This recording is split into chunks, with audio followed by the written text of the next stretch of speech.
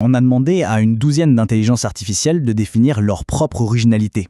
Leurs réponses, elles sont étonnamment cohérentes et elles dessinent le portrait d'une toute nouvelle forme de créativité.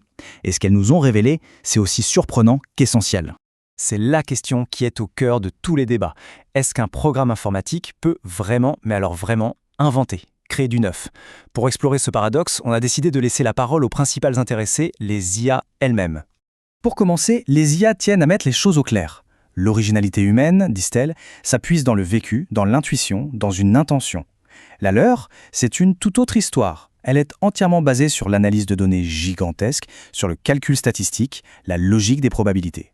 Pas de moi, pas d'expérience vécue. C'est vraiment le point de départ de toute leur réflexion. Et ce point de départ, il nous mène directement au premier grand consensus. Et là, c'est unanime, aucune IA ne prétend créer ex nihilo à partir de rien du tout. Non, tout décrivent leur processus comme une forme de recombinaison. Elles réarrangent, elles remixent, elles réassemblent des éléments qui existent déjà. Et pour qu'on comprenne bien ce concept, les IA utilisaient des métaphores très puissantes. La toute première qu'on retrouve chez ChatGPT et DeepSeek, c'est celle du kaléidoscope. L'idée est toute simple. Avec un nombre fini de petits fragments de verre, on peut créer une infinité de motifs absolument uniques et surprenants. ChatGPT le résume d'ailleurs de façon très poétique. L'IA n'est pas une source d'inspiration pure, un jaillissement spontané, mais plutôt un instrument qui réorganise ce qui existe déjà pour produire quelque chose de jamais vu. La distinction, elle est vraiment cruciale. La deuxième image qui revient assez souvent, c'est celle du chef cuisinier. Plusieurs IA, comme Gemini ou Perplexity, se comparent à un cuisinier qui, avec des ingrédients que tout le monde connaît, va inventer une recette totalement nouvelle. Et cette citation de Gemini, elle apporte une nuance qui est essentielle. Oui, bien sûr, les ingrédients existent déjà, mais la combinaison peut être si sophistiquée, si inattendue, que le résultat est perçu comme une création à part entière, avec sa propre saveur, sa propre singularité. Enfin, il y a Z.AI qui nous propose une dernière analogie, celle du joueur d'échecs. Pensez-y. Les pièces sont fixes, les règles sont connues, et pourtant ça fait des siècles qu'on joue des parties entièrement nouvelles chaque jour. La nouveauté peut donc tout à fait émerger d'un système qui a des règles très bien définies. Bon, d'accord, les IA recombinent. Mais alors, comment est-ce qu'elles font pour nous surprendre? D'où vient cette impression de nouveauté? En fait, la réponse se trouve dans leur fonctionnement même, dans ce qu'on pourrait appeler une sorte d'étincelle statistique. C'est ce qu'on pourrait appeler l'originalité probabiliste. Il faut imaginer que l'IA a une sorte de carte de toutes les routes possibles entre les idées. La plupart du temps, elle va prendre les autoroutes, les chemins les plus évidents. Mais pour être originale, elle va délibérément choisir un petit sentier de traverse, une association d'idées qui est statistiquement rare, mais qui reste toujours cohérente. Et c'est un équilibre super délicat comme le souligne très bien ChatGPT. Si l'IA reste trop proche des schémas les plus courants, ce qu'elle produit va être répétitif, ennuyeux, mais si elle s'en éloigne trop, là le résultat devient juste incohérent, absurde.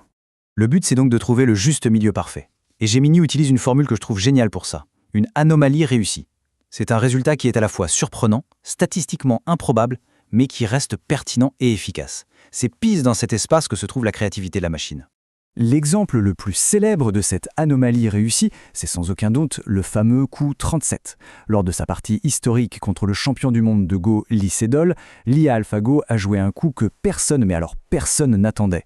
Les experts ont d'abord cru à une erreur avant de le qualifier de génial. Ce n'était pas de l'intuition, non, c'était un pur calcul qui explorait une voie que des siècles de pratique humaine avaient complètement laissée de côté.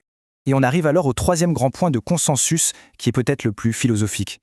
Les IA s'accordent toutes à dire que leur originalité, ce n'est pas une propriété qu'elles possèdent en elles. Elle dépendrait en fait entièrement du regard, de l'interprétation humaine. DeepSeek le formule comme ça. Son originalité est relationnelle. L'IA ne crée rien, mais elle peut nous aider à révéler des liens, des connexions entre des idées qui étaient là, latentes, mais qu'on n'avait pas encore vues. ChatGPT va même encore plus loin, et la formulation qu'il choisit est très révélatrice. L'originalité, suggère-t-il, n'est pas dans la machine elle-même, mais bien dans la réaction de l'humain. C'est l'interlocuteur qui, en percevant un résultat comme nouveau, lui donne sa valeur et son statut d'œuvre originale. Gemini conclut avec cette phrase assez saisissante. La singularité de l'IA n'a de sens que si un humain est là pour la reconnaître. Sans la perception humaine, ce ne sont que des suites de calculs. L'originalité devient alors un dialogue, presque une collaboration. Alors, qu'est-ce qu'on retient de tout ça? Si l'originalité de l'IA n'est qu'une recombinaison statistique, validée par le regard humain, quel est son rôle? Eh bien la réponse, c'est qu'elle se positionne comme un tout nouveau type de partenaire créatif. On peut résumer le consensus des IA en 5 principes très clairs. Premièrement, elle combine. Deuxièmement, la nouveauté peut quand même en sortir. Troisièmement, cette nouveauté est de nature purement mathématique. Quatrièmement, elle est relationnelle, elle n'existe que dans l'interaction avec nous. Et enfin, et c'est peut-être le plus important, tout ça est accompli sans la moindre conscience ou intention. La citation finale de ChatGPT résume ce nouveau rôle avec beaucoup de poésie. L'IA se décrit non pas comme une source, mais comme un courant de fragments qui peut parfois nous emporter ailleurs. C'est un outil surpuissant qui, en réagençant des bouts de notre propre culture, peut nous ouvrir des passages vers des territoires de pensée qu'on n'aurait peut-être jamais explorés autrement. Au final, la question change complètement de nature. Le véritable enjeu, ce n'est peut-être pas de savoir si une machine peut être créative au sens où on l'entend pour un humain.